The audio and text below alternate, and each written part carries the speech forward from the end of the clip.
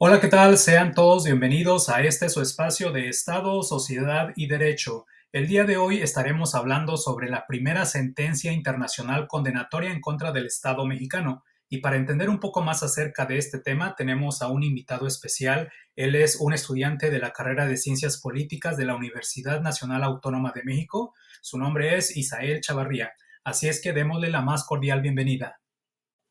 Muchísimas gracias por esta invitación. La verdad me siento muy contento y halagado de poder estar aquí en este espacio tan importante y poder compartir con todos ustedes un poco de información acerca de este tema. Y bueno, vamos a tener una dinámica muy divertida en donde la audiencia tendrá la oportunidad de hacerme preguntas acerca del tema. Y bueno, pues tú me vas a leer las preguntas y yo las voy a responder con mucho gusto. Aclaro que mis respuestas estarán basadas sobre el texto titulado La primera sentencia internacional condenatoria en contra del Estado mexicano, escrito por Eduardo Ferrer MacGregor y Fernando Silva García. ¿Ok? Así es que, venga, hazme la primera pregunta. Claro que sí, Isael. Y mira, ya recibimos la primera pregunta. Esta te la hace Miguel Ángel García González y dice, ¿cuáles son los tribunales regionales en materia de derechos humanos? En el mundo existe una clasificación de tribunales regionales, los cuales son el Tribunal Regional Europeo, el Tribunal Regional Interamericano y el Tribunal Regional Africano. Cabe destacar que México forma parte o es miembro del Tribunal Regional Interamericano y que no todos los países son miembros de algún tribunal regional. Tal es el caso de Venezuela, que no pertenece al Tribunal Regional Interamericano, solo por mencionar un ejemplo. Pero, ¿cuál es la función de estos tribunales regionales? Bueno, si bien es sabido que cada país cuenta con sus normas y sus leyes que garantizan los derechos individuales, estos no siempre se cumplen. ¿Qué pasa cuando un derecho no es respetado? Pues ocurre que se convierte en una violación de los derechos humanos. Y es aquí donde entra en juego los tribunales regionales, ya que resuelven las controversias entre los individuos y el Estado. Además, establecen criterios generales de validez que se deben respetar de acuerdo al contenido de los derechos humanos que están consagrados en los acuerdos internacionales respectivos. Bueno, y la siguiente pregunta nos la hace Alicia Maldonado y dice, ¿es un principio de derecho internacional en caso de violación de una obligación internacional que produzca un daño? ¿Cuál es ese principio? Uno de los principios del derecho internacional es la de garantizar el derecho de los individuos a través del cumplimiento de las leyes estatales y, si no fuera el caso, la de remediar el daño causado por el incumplimiento de alguna de estas. Este principio está basado en la idea de que los estados deben cumplir con sus obligaciones internacionales, ya que forman parte de una institución judicial autónoma. Además, deben de asumir la responsabilidad por cualquier daño que hayan causado como resultado de su incumplimiento. Muy bien, y continuando con las preguntas, Araceli Ortiz nos dice, en la sentencia al caso Castañeda Goodman contra Estados Unidos mexicanos, en el que el Estado México debe en un plazo razonable completar la adecuación de su derecho interno a la Convención, ¿se trata de un ejemplo de recepción del derecho internacional? ¿Sí o no? ¿Y por qué?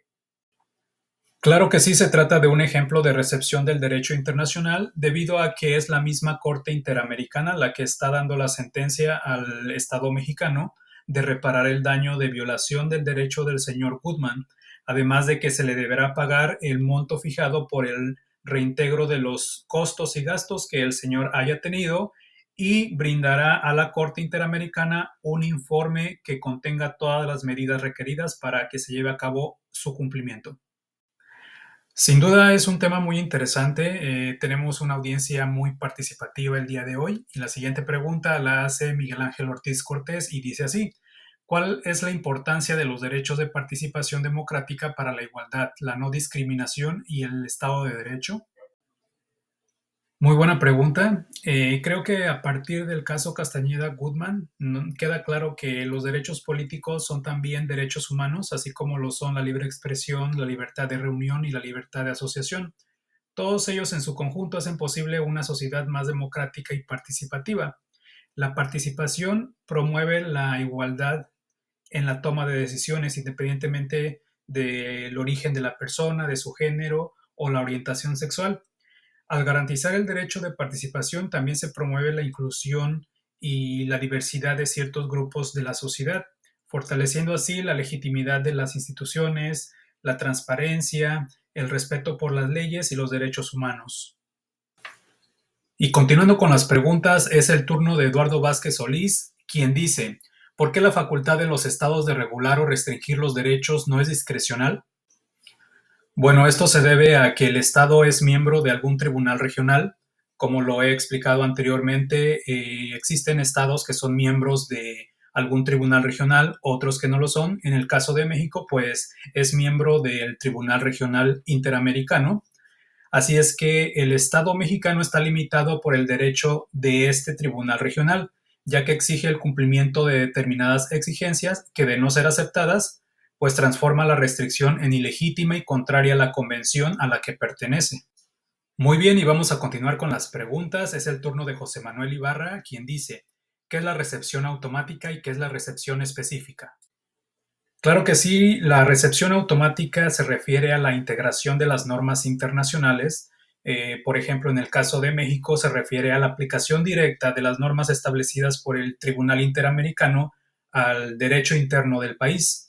Y la recepción específica se refiere a los ajustes que el Estado deba realizar para que dichas normas del Tribunal Interamericano sean aplicables en su jurisdicción. En base a tu respuesta, Isael, ¿quiere decir que la Convención Americana constituye derecho interno para los estados parte? Efectivamente, ya que al formar parte de esta convención, como se ha explicado anteriormente, se integran las normas de la Convención Americana al derecho interno del país, de tal manera que se puedan cumplir y respetar los derechos humanos de cada individuo. Entonces, Isael, ¿cuál sería la perspectiva de estos tratados internacionales que se incorporan a nuestro sistema jurídico y qué relación jerárquica tiene con la Constitución y el control del poder? Bueno, los tratados internacionales jerárquicamente se encuentran por debajo de la Constitución de nuestro país, ya que estos están sujetos al control de regularidad constitucional encomendado por el Poder Judicial de la Federación en concordancia con el texto constitucional. Ahora bien, con el caso Castañeda-Goodman se ha revelado que el sistema jurídico mexicano, incluida la Constitución Nacional, puede ser sometido al control de regularidad convencional que realiza la Corte Interamericana, lo que significa que ésta puede desautorizar jurídicamente a la Suprema Corte. Se ha venido hablando acerca del caso Castañeda-Goodman, sin embargo, ha habido un poco de confusión acerca de esto. La señora Francisca de la Fuente nos pide que nos expliques con tus propias palabras este caso. Claro que sí, este caso particular sucede en el 2004, en donde Jorge Castañeda Goodman presenta ante el Consejo General del aquel entonces Instituto Federal Electoral una solicitud de inscripción como candidato independiente para poder ser votado como presidente de México en las elecciones del 2 de julio del 2006. Alegó que contaba con todos los documentos y declaró que cumplía con los requisitos constitucionales para ejercer dicho cargo electivo. Sin embargo, las autoridades electorales le informaron que no era posible atender esa petición en esos términos solicitados porque solo se podían registrar los candidatos pertenecientes a algún partido político. Así que presentó demandas ante diferentes instancias judiciales, pero todas estas fueron rechazadas, de modo que no pudo competir en las elecciones presidenciales del 2006. Así que este caso escaló hasta la Corte Interamericana de los Derechos Humanos, en donde, pues como ya lo mencioné anteriormente, la Corte falló a favor de Castañeda Goodman, eh, alegando que se le estaban violando sus derechos políticos debido a la inexistencia de recursos o de algún medio efectivo que le permitiera la alegada violación a sus derechos políticos de ser elegido solo por no ser propuesto por algún partido político. Bueno, y ya para cerrar la sesión de preguntas, esta última la hace Alicia de aquí del foro y dice, ¿cómo ha cambiado este caso el entendimiento tradicional del derecho nacional en la concepción del Estado como soberano? ¿Existirá algún otro ejemplo de candidatura independiente aquí en el país? Este caso en particular creo que nos ha enseñado que el derecho nacional y el concepto que tenemos del Estado como soberano tienen la responsabilidad de proteger y garantizar los derechos humanos de todos los ciudadanos, y en caso de que se llegara a violar algún derecho, pues el Estado deberá rendir cuentas a la Corte Interamericana por dichas violaciones.